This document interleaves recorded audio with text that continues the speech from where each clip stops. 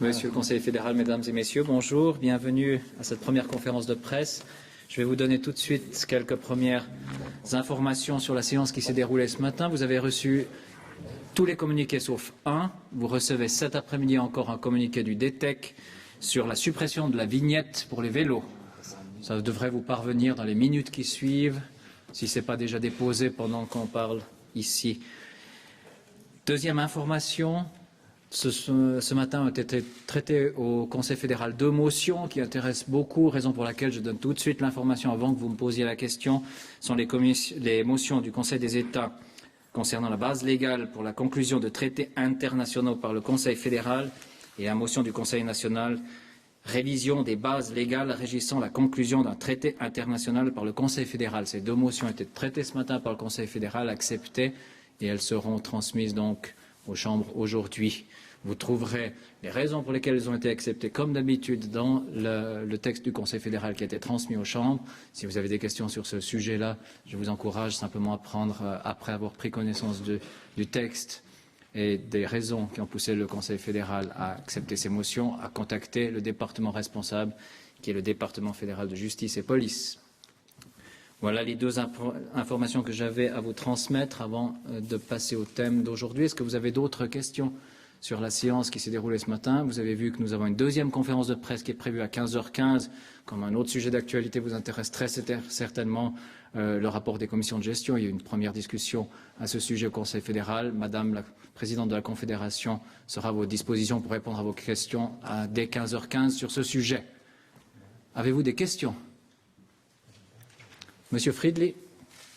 Hat der Bundesrat nochmals über die Pläne für die Boni-Besteuerung diskutiert oder irgendwelche Notfallszenarien entworfen für den UBS-Vertrag? Nein, das war kein Thema im Bundesrat heute. D'autres questions? Sinon, je propose qu'on passe immédiatement au thème de cette première conférence de presse, ordonnance sur les langues nationales et la compréhension entre les communautés linguistiques.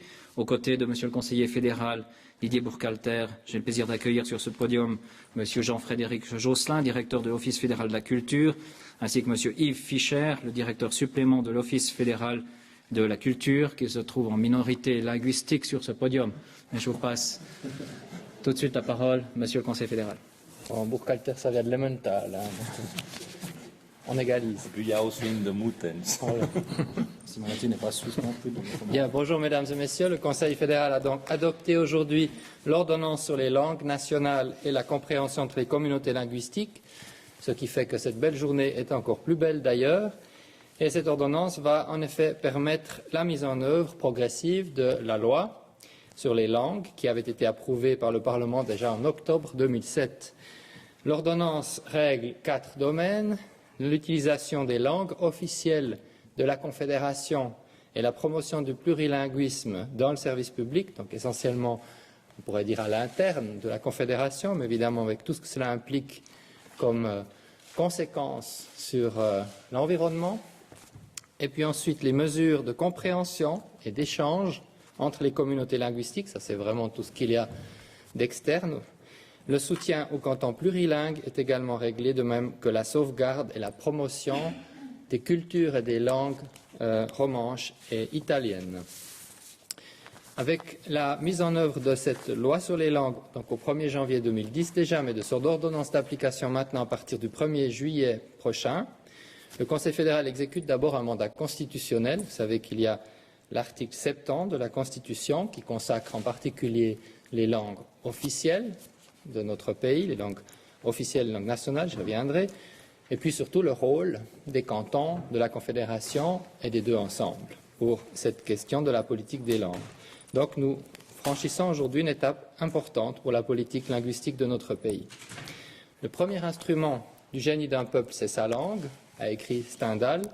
Qu'aurait-il écrit d'un pays qui revendique 4 langues nationales, dont 3 ont le statut de langue officielle, et en fait le romanche aussi, puisque le romanche qu'on dit souvent comme étant la 4e langue nationale, mais c'est aussi une langue officielle, c'est la langue officielle pour les rapports que la Confédération entretient avec les personnes de langue romanche.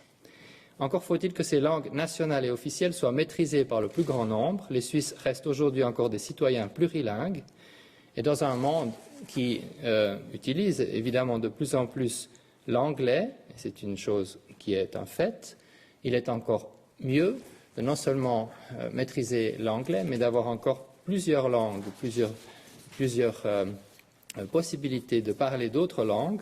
Les Suisses, au fond, ils ont un réel avantage. S'ils maîtrisent ces langues en plus, c'est une chance, ce pays. 2 ou 3 langues de plus, et pas 2 ou 3 langues qu'il faut quelque part opposer à l'anglais, ce n'est pas du tout cela, mais 2 ou 3 langues de plus, c'est un vrai progrès ou c'est une vraie chance, un vrai avantage pour la Suisse. Et c'est aussi un vrai projet national, je voulais dire, que d'imaginer qu'à l'avenir, on parle encore mieux et plus, et on se comprend encore mieux et plus avec ces langues nationales, et non seulement avec une langue internationale. Les Suisses ont donc l'avantage de parler l'allemand, le français ou l'italien, toujours plus ou toujours mieux, espérons-le. Celles et ceux qui maîtrisent 2 ou 3 langues supplémentaires ont un avantage important, non seulement en termes de culture, mais aussi sur le plan du marché du travail, du marché national et international du travail. Ces langues ne doivent pas simplement être enseignées dans nos écoles, elles doivent aussi pouvoir être ensuite utilisées dans la vie, dans les institutions de notre pays en particulier, notamment au sein de l'administration fédérale. Alors c'est notamment ce signe qui paraît peut-être naturel, mais qui n'allait pas tant de soi, que le Conseil fédéral donne aujourd'hui en adoptant l'ordonnance sur les langues. Concrètement, quelques éléments. Le législateur a étoffé son mandat de soutien aux cantons et organisations. Les subventions actuelles aux cantons des Grisons et du Tessin pour la sauvegarde et la promotion des langues et cultures italiennes et romanches seront maintenues. La Confédération pourra également soutenir les cantons plurilingues. Elle se donne pour but, par ailleurs, de doubler l'offre actuelle en matière d'échanges scolaires et d'accroître son aide aux organisations actives dans le domaine de la compréhension entre les communautés linguistiques. Donc, ce domaine de la compréhension des échanges nous paraît tout spécialement important, et pour être encore un petit peu plus concret, si on regarde les échanges de jeunes jusqu'au secondaire 2, ça représente à peu près par année 15 000 jeunes, y compris leurs professeurs, mais il y a quand même plus de jeunes que de professeurs en principe. Eh bien, ça fait un nombre important, mais nous souhaiterions le doubler en 5 ans environ. Et nous pensons que cet objectif est possible à atteindre. Un soutien sera en outre accordé à l'Institut de plurilinguisme de l'Université et de la Haute École pédagogique de Fribourg, qui remplira le mandat de centre de compétences pour la promotion de la recherche appliquée dans les domaines liés aux langues et au plurilinguisme. La somme prévue est d'environ 1,5 million. Oui, il serait content, mais il ne saurait pas quoi en faire. Là, il pourrait s'occuper d'une série de langues encore exotiques, parce que ce serait un peu trop. Mais c'est quand même 1,5 million par an qui est prévu pour cette tâche. Je précise et je corrige bien évidemment le nombre de zéros en trop. L'ordonnance prévoit aussi de renforcer le plurilinguisme à l'intérieur de l'administration fédérale. Ce n'est pas forcément le plus facile. Et afin d'assurer l'égalité des 3 langues officielles, les services de traduction des départements et de la chancellerie fédérale seront développés. Les représentants des communautés linguistiques minoritaires pourront ainsi travailler plus facilement que jusqu'à présent dans leur langue maternelle. Afin d'accroître la place de l'italien, les capacités des services linguistiques italophones seront augmentées, ce qui permettra notamment de garantir une parution plus systématique des publications de l'administration fédérale dans la langue italienne. Le personnel de la Confédération est concerné par un autre aspect de l'ordonnance. Celle-ci évoque en effet les compétences linguistiques. Ainsi, par exemple, les cadres devront disposer, si possible, de connaissances actives de 2 langues officielles et passives de la 3e. La Confédération encouragera à cette fin ses employés à suivre des cours de langue. La Confédération s'engage aussi à ce qu'il y ait une représentation équilibrée des différentes communautés linguistiques au sein de l'administration fédérale. L'ordonnance prévoit par ailleurs des mesures visant à assurer l'égalité des chances de tous les candidats aux postes mis au concours. Un poste délégué au plurilinguisme sera ainsi créé. Rattaché à l'Office fédéral du personnel, ce délégué ou cette déléguée aura notamment pour mission de sensibiliser les personnes chargées du recrutement aux questions de plurilinguisme. Le romanche est dédié à notre 4e langue nationale. Il a un statut de langue, encore une fois, officielle pour les éléments directs, pour les rapports que la Confédération entretient avec les citoyens de langue romanche. Il s'agit de mieux le prendre en compte également au sein de l'administration fédérale. Il est prévu un poste de coordination pour la traduction et la publication en romanche intégré là à la chancellerie fédérale. Je termine avec quelques aspects financiers. Le Conseil fédéral a décidé d'augmenter les moyens financiers qui atteindront 15 millions de francs. Il est prévu de créer des postes au sein de l'administration fédérale, je l'ai dit, en principe environ 16 postes de traduction pour l'essentiel, pour les services linguistiques, et un poste de délégué au plurilinguisme qui est en fait compensé à l'interne à l'Office du personnel. Le crédit pour ces nouveaux postes représente en gros 2,5 millions de francs. Cette augmentation du nombre de traducteurs doit encore être confirmée par le Conseil fédéral qui fera prochainement l'évaluation globale des ressources supplémentaires demandées par les départements dans ce qu'on appelle en bon français le Gesamtschau. 5,5 millions de francs sont alloués aux nouvelles mesures associant des partenaires externes tels que la Fondation CH pour la collaboration confédérale ou d'autres organisations qui œuvrent pour la promotion de la compréhension et des échanges entre les communautés linguistiques. Enfin, les 7 millions qui vont déjà aujourd'hui au canton des Grisons et du Tessin, donc ça c'est quelque chose qui existe déjà, sont maintenus. Voilà, je vous remercie de votre attention et je suis à disposition si vous avez quelques questions en rhéto-romanche. Donc nous prenons la partie de discussion uniquement en romanche. Non, plus sérieusement, Merci. Madame Zubler, la première question. Oui, en fait, les exigences semblent assez élevées, mais c'est vrai qu'il y a une énorme souplesse parce que la Confédération va veiller, on va encourager, si possible, à ce que, etc. Qu'est-ce que vous attendez concrètement comme résultat? Moi, je crois fondamentalement que c'est un processus et qu'un petit peu comme dans tous les processus, il faut passer une première vague, des fois, qui est un petit peu difficile. Et c'est clair qu'on doit voir maintenant comment les choses évoluent. Mais ce qui est clair, c'est que dans un projet dans lequel il y avait toujours eu un peu une volonté du Parlement, une résistance un peu de l'exécutif, maintenant, clairement, il y a une volonté des autorités de progresser vers une situation favorable en matière de compréhension et d'échange linguistique, avec, si possible aussi, un exemple qui vient de la Confédération elle-même. Donc je crois qu'il y a un progrès. Il faut être conscient qu'avec les moyens qu'on a, et on ne peut pas faire énormément, mais c'est surtout une question de volonté, surtout une question d'état d'esprit. Et je suis convaincu qu'on devra reprendre certaines mesures ou revoir certaines choses. Donc c'est un dossier qui est en évolution. J'espère simplement qu'avec les décisions d'aujourd'hui, il prend une vitesse de croisière favorable. S'il faut un jour modifier un mot dans toutes les langues nationales de cette ordonnance, on le fera volontiers. Madame Gouma. Oui, concernant le choix de Fribourg, j'ai plusieurs questions. Est-ce qu'il s'agit d'un soutien sur le long terme ou limité dans le temps? Je voulais savoir aussi si concrètement, qu'est-ce qu'on allait y faire? Et puis, si d'autres sites étaient en concurrence, et si oui, quels ont été les critères du choix? Alors, pour les questions, je vais peut-être passer la parole à M. Fischer, qui connaît très bien les détails du dossier, qui pourra vous expliquer justement ces détails mieux que moi. De manière générale, j'aimerais clairement dire que le Conseil fédéral a l'intention de faire là une relation de long terme, c'est évident. Bien sûr qu'une relation de long terme est aussi liée à une qualité, et que la qualité du travail dont nous ne doutons pas d'ailleurs de cet institut, c'est pourquoi nous l'avons choisi, devra être bonne sur le long terme également, mais ça c'est quelque chose qui ne nous paraît pas devoir faire de grands soucis. Et il est évident que nous n'avons pas pour objectif de changer de partenaire comme ça tous les 6 mois ou tous les 3 ans. Donc c'est pas l'objectif. Mais évidemment qu'il y a encore une fois une convention de prestation, il y a une discussion avec ses partenaires dans un cas comme cela, et puis une remise à jour régulière des exigences des uns et des autres. Le mandat comprend une série de points que j'ai plutôt en tête. Je vais peut-être donner la parole à M. Fischer, et vous aviez posé encore une troisième question. Concurrence. Sur la concurrence, oui. Alors, sur la concurrence, vous rappellerez les éléments qui ont été faits, mais il est évident qu'il y avait plusieurs possibilités il y a quelques années, et que progressivement, le choix de Fribourg s'est imposé à peu près naturellement compte tenu de l'évolution, du développement de cet institut qui correspondait véritablement totalement au cahier des charges que nous souhaitons. Et cette décision est en fait la décision à peu près naturelle qu'il s'agissait de prendre. Le fait qu'en plus ce soit un canton plurilingue qui soit choisi pour lieu même de cet institut est évidemment quelque chose qui est aussi favorable, mais ce n'est pas l'élément déterminant.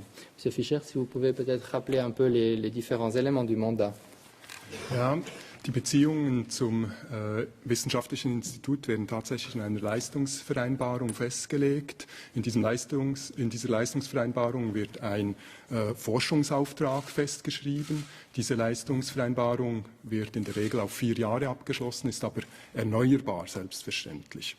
Ein wesentliches Element dieser Kriterien, die festgesetzt werden in dieser Leistungsvereinbarung, ist die Zusammenarbeit dieses wissenschaftlichen Instituts mit anderen Forschungsinstitutionen in der Schweiz, also der Einbezug von Forschungsinstitutionen in anderen Sprachregionen und die Errichtung eines entsprechenden Netzwerks, das Forschungsaufträge von der Bundesverwaltung, vom Bund und von den Kantonen zu erfüllen haben wird.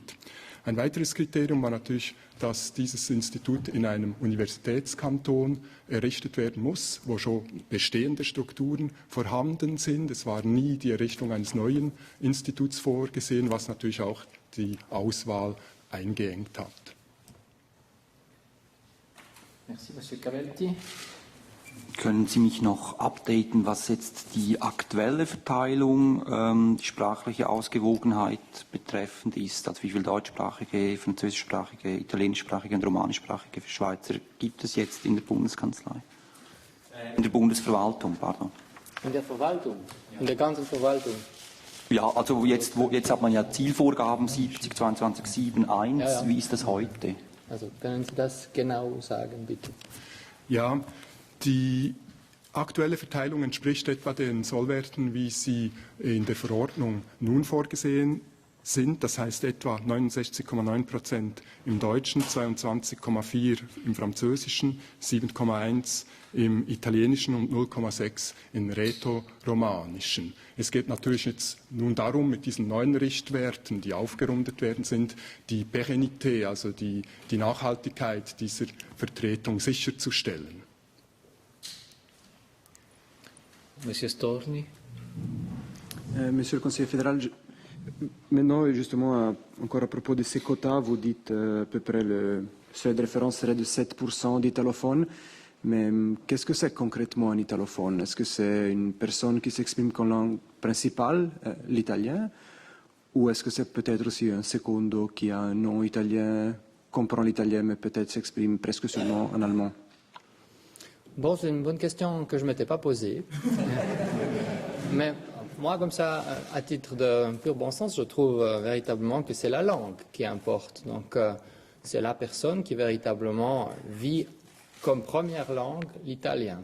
Dans l'esprit du législateur, je dirais que c'est ça. Maintenant, il y a la dimension plus politique de l'importance du Tessin, qui doit être prise en compte également.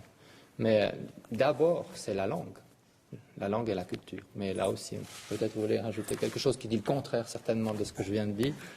Pas du tout. Je ne veux que donner un exemple tout à fait pratique, puisque Mme Burkhardt est nouvelle chef de section avec nous et qui est non pas du tout de langue maternelle italienne, mais qu'elle pratique couramment l'italien. Et pour nous, c'est ce qui est important, c'est la communication, c'est de dire, et c'est un élément dans son engagement, de dire on doit pouvoir s'exprimer dans les langues, et c'est la partie la plus importante. Donc c'est pas tellement le nom, c'est pas le fait de savoir est-ce que c'est des Italiens tessinois d'origine ou pas, c'est la maîtrise de la langue qui nous paraît absolument importante.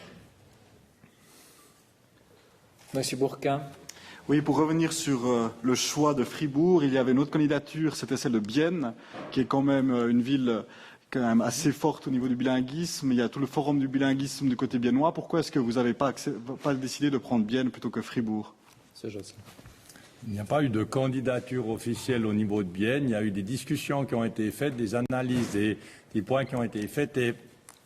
Et il y avait aussi un certain nombre de conditions qui étaient sur cet aspect-là, de savoir est-ce qu'il est un institut universitaire, est-ce qu'il y a un développement qui a été fait au niveau universitaire. Et c'est très important de dire, et M. Fischer l'a déjà précisé, que le mandat de prestation que nous faisons avec Fribourg est de travailler en réseau avec d'autres institutions. Ce n'est pas une concentration des efforts uniquement au niveau de Fribourg. Fribourg doit avoir une position prépondérante, mais il est évident que les autres partenaires qui seront là en tant qu'institut ou centre de compétences peuvent être intégrés dans cette réflexion et c'est le travail que nous allons faire avec Fribourg pour pouvoir déterminer un travail en réseau.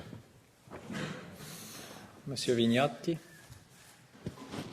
Concernant le plurilinguisme de l'administration fédérale, comment vous expliquez que l'article 9 de la loi il est disparu dans l'ordonnance? Donc l'article qui prévoit que chaque employé puisse avoir le droit de s'exprimer oralement et par écrit dans sa langue maternelle. Je comprends que ça, c'est l'article de la loi. Ça, c'est l'article Oui, 9. n'est pas reporté avec un paragraphe spécifique sur l'article de la loi. Oui. Mais bon, là, on fait une discussion libre de nouveau. Vous me direz si c'est juste ou faux, mais l'ordonnance, ce n'est pas une espèce de petit frère identique à la loi. Donc l'ordonnance précise la loi. Quand la loi est claire, il n'y a pas besoin de préciser par l'ordonnance. L'article en question est clair. Donc il n'a pas besoin d'un texte d'ordonnance, à mon avis. Oui, mais je n'ai pas trouvé de mesures spécifiques qui regardent cet article de la loi. Non, alors il n'y a pas de mesure spécifique, vous avez raison. Mais encore une fois, l'ordonnance doit préciser la loi. Elle ne doit pas aller dans tous les éléments qui n'ont pas nécessité d'être précisés. En revanche, il y a avec les pas qui ont été franchis aujourd'hui une claire volonté de donner la possibilité d'atteindre cet objectif plus facilement. Parce que même si ce n'est pas directement rattaché à l'article 9, le fait d'avoir davantage de traducteurs en italien d'une part, mais aussi de traducteurs en allemand d'autre part. Ça veut dire que les personnes qui rédigent en français ou en italien pourront, et aussi souvent maintenant en allemand, pourront le faire plus facilement dans leur première langue ou les langues qu'ils maîtrisent le mieux, et ça fera l'objet après de traduction en allemand. Donc c'est le renforcement qui est voulu, il est essentiellement les traductions. Le renforcement est essentiellement fait sur la partie italienne, mais aussi en allemand, précisément pour permettre ce que vous souhaitez. Donc, indirectement, c'est lié à l'article 9. Et je crois qu'en tout cas, la volonté claire d'aller dans ce sens-là, c'est vrai, je le dis encore une fois, on peut imaginer qu'il y ait des évolutions, qu'il y ait de nouvelles mesures, mais je crois qu'il faut maintenant se donner le temps de mettre en place réellement ces nouvelles dispositions, évaluer dans quelles mesures elles permettent d'atteindre un équilibre et encore plus de respect et d'échange et de valeurs partagées entre ces différentes langues et cultures dans ce pays, y compris dans la Confédération, et après d'envisager d'autres pas. Mais là, ça ne nous a pas paru nécessaire de prendre une mesure supplémentaire, spécifique, liée à cet article 9. Monsieur Gavelti. Noch einmal zu diesem Zahlenschlüssel. Gibt es einen Vergleichswert, also wie das vielleicht vor 10 Jahren war oder vor 15 Jahren, aufgrund dessen man eine Tendenz ausmachen kann, dass vielleicht früher viel mehr Romanen in Verwaltung waren, auf das man das jetzt festschreiben muss und ja.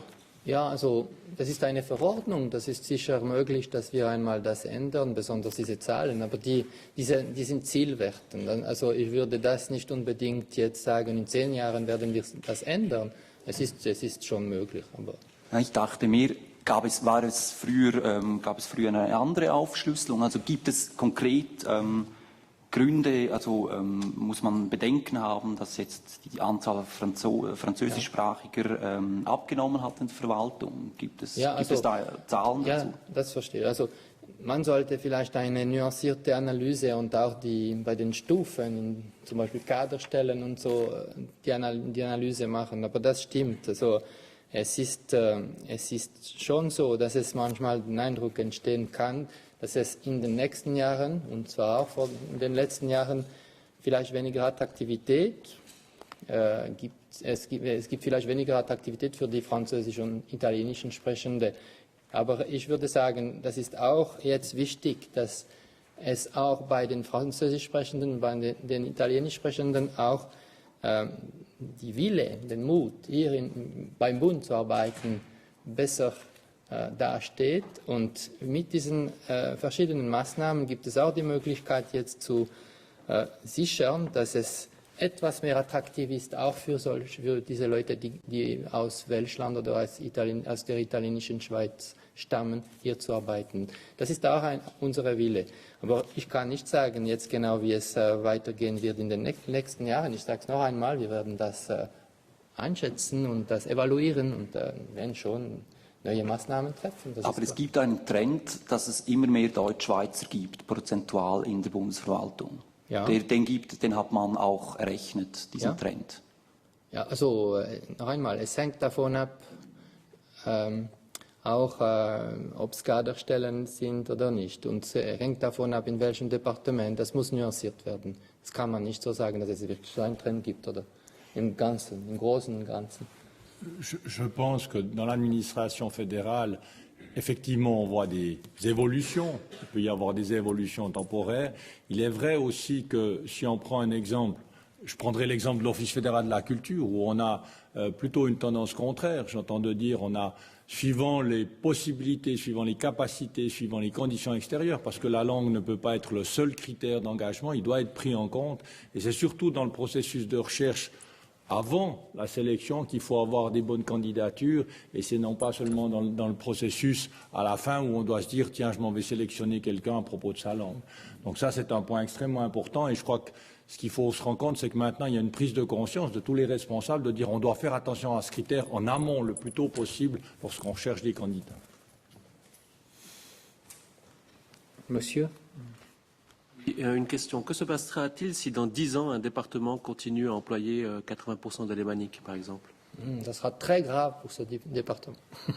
Non, mais écoutez, je crois qu'il ne faut pas voir les choses comme ça. Encore une fois, c'est une volonté réelle de partager et de faire en sorte que ces langues et ces cultures et ce pays avec sa magie de mélange fonctionnent bien et que la Confédération soit un exemple. Moi, je ne crois pas qu'il y aura ce problème, mais si dans 10 ans, il y a un département qui fait ça, on fera une réforme des départements. Ça pourrait être un critère pour la prochaine. Madame. Können Sie auf... Entschuldigung, können Sie noch... Wäre es denkbar, Stellen nur für Romans oder für italienischsprachige Personen auszuschreiben, in einem Departement, das eben die Quote nicht erfüllt? Nein, also denkbar ist alles, aber das würde ich nicht tun. Dass es eine Stelle jetzt nur für einen Teil der Bevölkerung ist, also das würde ich einfach als kontraproduktiv sehen. Und das ist wirklich nicht den Geist der ganzen Geschichte, das sollte man nicht tun. Also man sollte sagen, es muss ein Gleichgewicht geben, aber nicht so plötzlich also eine ganze Reihe oder eine ganze Kategorie der Bevölkerung einfach aus dem Spiel schicken. Monsieur Friedli. Man verlangte jetzt vom Kader aktive Kenntnisse einer zweiten Landessprache und passive einer dritten. Könnte das zur Folge haben, dass ein Bundesrat noch etwas besser Französisch lernen muss oder eine Bundesrätin noch in den Deutschkurs muss?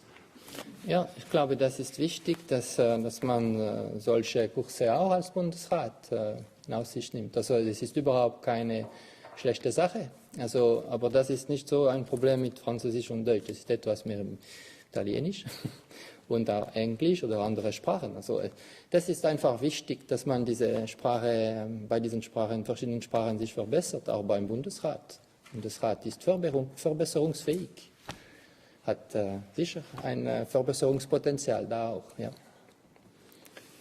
Monsieur. Herr Bundesrat, wenn eine Sprachenquote eingeführt wird, zur besseren Repräsentation der Bevölkerungsanteile. Wieso sträubt sich der Bundesrat denn seit Jahren gegen die Einführung einer Frauenquote in der Verwaltung? Da wäre ja das Gleichgewicht eigentlich auch überhaupt nicht vorhanden. Bon, nous estimons que ce n'est pas la même question. Je crois que là, il s'agit clairement maintenant de respecter et de transcrire la volonté du législateur. Et il s'agit ici de la loi sur les langues et pas de la question homme-femme. Maintenant, cela dit, cet équilibre est très important lui aussi, mais il s'agit ici d'autre chose. D'autres questions? Si ce n'est pas le cas, je vous remercie et je vous donne rendez-vous tout à l'heure 15h15 pour la prochaine conférence de presse.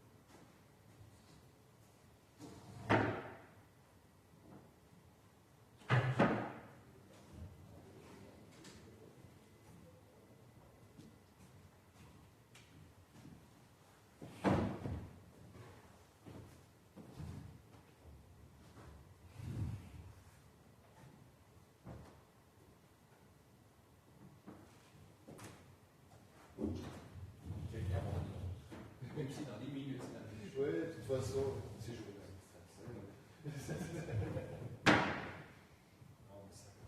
Le meilleur de quand il faut. Ouais, c'est sûr. Pour que deux. Ouais.